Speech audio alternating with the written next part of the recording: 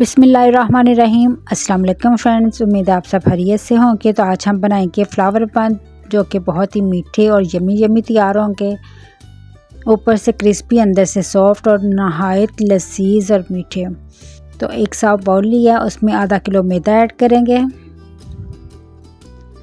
तो आधा किलो मैदे में एक पैकेट ईस्ट का जाता है, अगर किलो हो तो 2 पैकेट जाते हैं। ये मैं आप लोगों को इन्फॉर्मेशन दे देती हूँ। 1 टीस्पून डाला है इसमें वनीला एसेंस, 1 अदद अंडा और तकरीबन 8 टेबलस्पून मैंने चीनी डाली है और 1 टीस्पून इसी में नमक डाल दिया था। चीनी और नमक इकट्ठा डाल दिया मैंने और 1 पैकेट ईस्ट का। तो इसे हमने बहुत अच्छे से गूंदना है, तकरीबन 5 मिनट बाउल में गूंदेंगे। डो को हम जितना अच्छा गूंदे उतनी ही रेसिपी अच्छी तैयार होती है। तो पहले मैं अंडे और चीज़ों को मिक्स कर रही हूँ और आप मैंने दूध लिया है, तकरीबन 1 कप दूध का लगेगा और नीम गर्म, ठंडा दूध नहीं लीजिएगा और बहुत ज़्यादा गर्म दूध भी नहीं करना। अब मौसम चेंज हो रहा है तो ज़रा गर्म दूध का इंतखाब करना करेगा, लाइट सा गर्म। तो अभी चीनी नज़र आ रही है। अब इसमें हम डालेंगे 1 टेबलस्पून बटर और अब हमने डो को स्लैब पे रख लेना है और इसे 2 से 4 मिनट मज़ीद गूंदना है। अच्छे से गूंदना है, खींच के और पंच करके, यानी कि गूंदने में कसर नहीं छोड़ेंगे। डो को गूंदने के बाद एक बाउल लिया है, उसे मैं ऑयल की मदद से ग्रीस कर रही हूँ।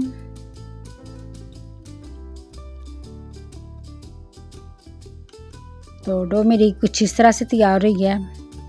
अब मैं इसे बाउल में रखूँगी और ऊपर से ऑयल लगा देंगे हम। आप लोग देख सकते हैं मैं उठाते वक्त भी थोड़ा थोड़ा इसे गूंद रही हूँ, क्योंकि मैं नहीं चाहती कि कोई कसर हो या कमी बेशी हो। तो इसके ऊपर भी ऑयल लगा देंगे और इसे अच्छे से कवर करेंगे। तो जैसे जैसे मौसम चेंज होगा आप लोगों को डो का टाइम भी ज़्यादा करना पड़ेगा।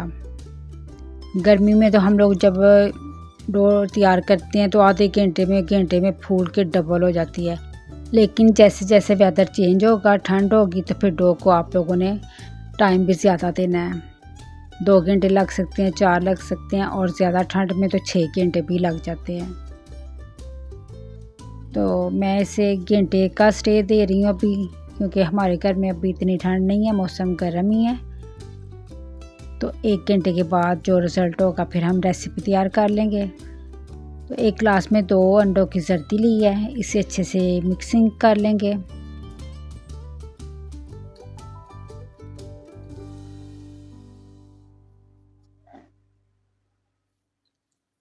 और मैंने वाइट तिल लिए हैं, फ्लोर है, ऑयल भी है और बटर भी मौजूद है। सबसे पहले हमने जिस पे रेसिपी तैयार करनी है वो सांचा लेंगे और उसे ऑयल की मदद से ग्रीस कर लेंगे अच्छे से।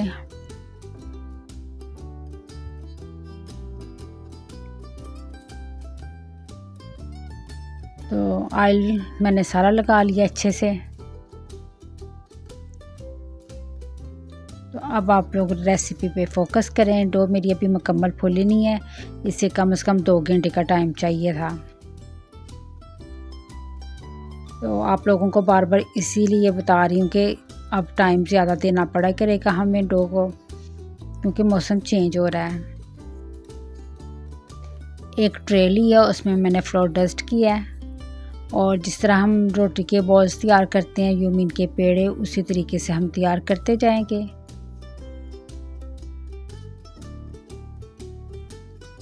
तो आधा किलो मैदा है तो तकरीबन 6 तैयार हो ही जाएंगे बॉल्स।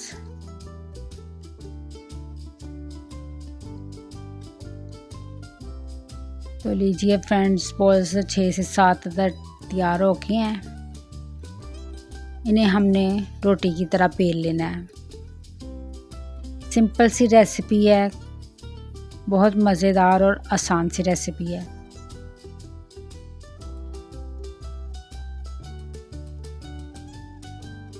तो तो बस इसे मैंने बेल लिया। आप कटर लेंगे और इसे कट करेंगे पिज़्ज़ा कटिंग।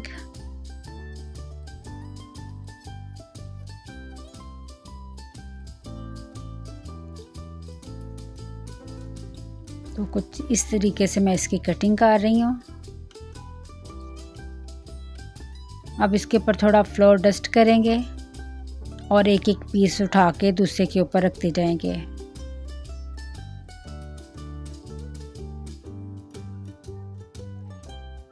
कुछ इस तरीके से।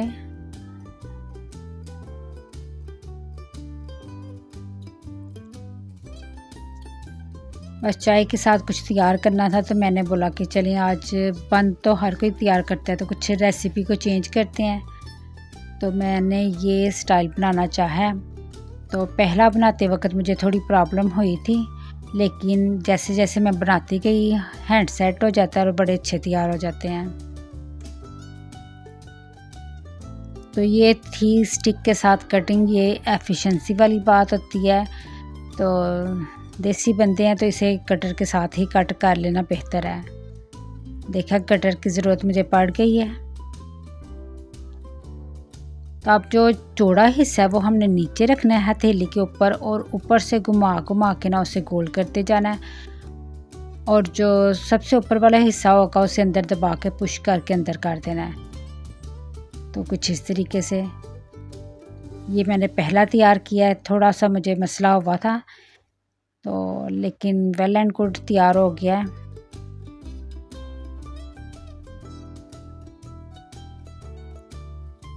अब दोबारा उसी तरीके से रोटी को बेल लेंगे,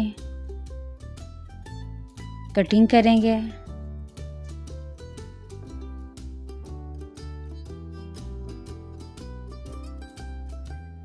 पिज़्ज़े और केक की कटिंग भी इसी तरीके से की जाती है। इसके ऊपर हम फ्लोर डस्ट करेंगे।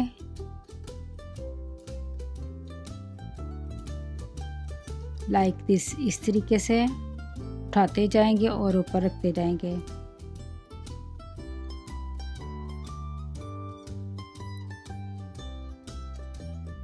तो कोई पीस अगर बड़ा या छोटा होता है तो जब हम उसे दबाते हैं तो वो इक्वल किया जाता है।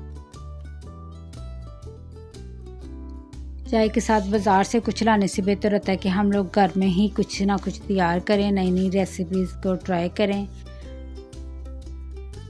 तो देखें इस बार मैंने कटर से ही कट कर लिया, कोई एफिशिएंसी नहीं, और चौड़ा हिस्सा नीचे रखा है और इस तरीके से घुमा रही हूँ। तो मेरे ख्याल से हथेली को इतना नहीं घुमाना चाहिए, ऊपर वाले हिस्से को घुमा घुमा के तो लास्ट वाले को पुश करके नीचे की तरफ कर देते। तो ये देखिए कितना प्यारा फूल बन जाता है। तो फ्रेंड्स इसी तरीके से हम कटिंग करते जाएंगे और फ्लावर बन तैयार करते जाएंगे। एक दो आप लोगों को बना के दिखा रही हूँ क्योंकि एक देखने से इतनी समझ नहीं लगती, एक दो दफ़ा देख लें तो फिर बंदा इजीली तैयार कर लेता है। और वैसे भी मैं कुकिंग उनके लिए करती हूँ जिनको नहीं आता। तो छोटी बच्चियाँ जो सीख रही होती हैं उनके लिए ज़्यादा बेटर होता है। तो हम लोग एक दूसरे से ही सीखते हैं।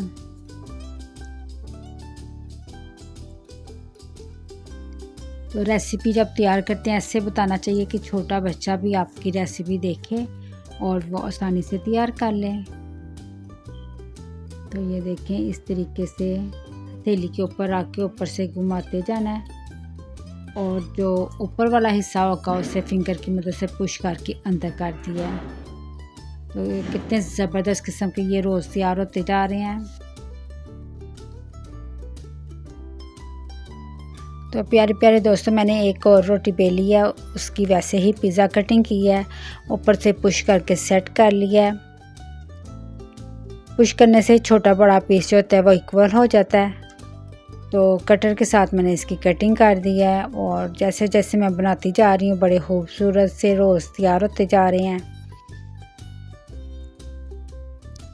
तो बस उसे चौड़ा हिस्सा नीचे रखें, ऊपर से घुमाते जाएं और जो बिल्कुल ऊपर वाला हिस्सा होगा उसे फिंगर की मदद से पुश करके अंदर कर दें। तो इसी तरीके से मैं तमाम रोज़ तैयार कर लूँगी और उसे बेकिंग ट्रे में रख देंगे और ऊपर से अंडे की जर्दी मैं लगा रही हूँ और साथ थोड़ा थोड़ा कुकिंग ऑयल भी लगाती जाऊँगी। तो ओवन में आप लोग बेक करेंगे तो मेरे ख्याल से सिर्फ 10 मिनट का टाइम लगेगा। तो अगर किसी बर्तन वगैरह में हमने बेक करने हैं तो ओनली 30 मिनट का टाइम लगेगा। तो तमाम रोज़ को अंडे की जर्दी लगाएं और फिर बस 30 मिनट का वेट करें और बाद में कड़क किस्म की चाय बनाएं और फिर इंजॉय करें।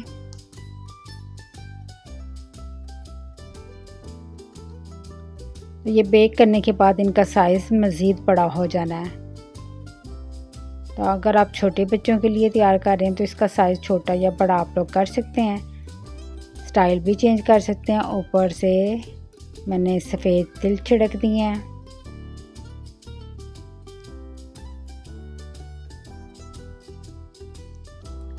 तो इसी तरीके से मैं बाकी भी रोज़ तैयार करके जर्दी लगाऊंगी और ऊपर से तिल छिड़क दूंगी। और 30 मिनट मैंने इसे बर्तन में रखा है, स्टैंड रख के ऊपर ट्रे रख दिया है और माशाल्लाह से आप देख सकते हैं इसका कलर देखें, बहुत ही अच्छे हमारे रोज़ बन तैयार हुए हैं। इनको अब हम निकाल लेंगे और इसका कलर और लुक माशाल्लाह सुभान अल्लाह। और इसका जायका, क्योंकि हमने इसमें चीनी और नमक प्रॉपर डाला था, इस दफ़ा मैंने मीठी रेसिपी तैयार की है क्योंकि बच्चों की फरमाइश है, उनका भी ख्याल रखना पड़ता है। तो मीठे मीठे लोगों के लिए मीठी मीठी रेसिपी।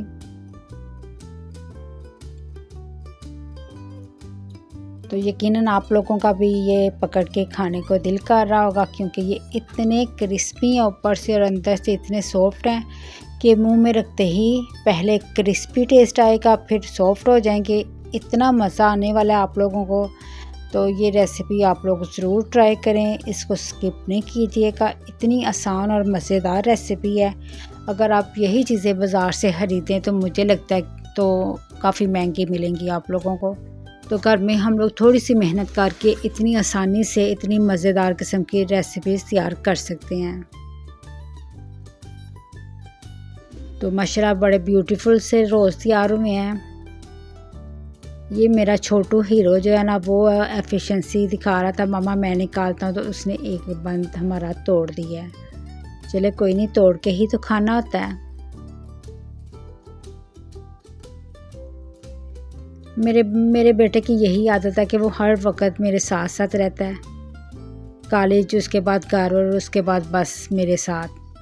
और किचन में तो मुझे इतना तंग करता है जैसे छोटे बच्चे तंग करते हैं। तो बच्चों के साथ ज़िंदगी होती है, बच्चों के लिए हम सारे काम करते हैं। रेसिपी अच्छी लगे तो चैनल को सब्सक्राइब करें, दुआ में याद रखें। जज़ाकल्लाह जी, अल्लाह हाफ़िज़।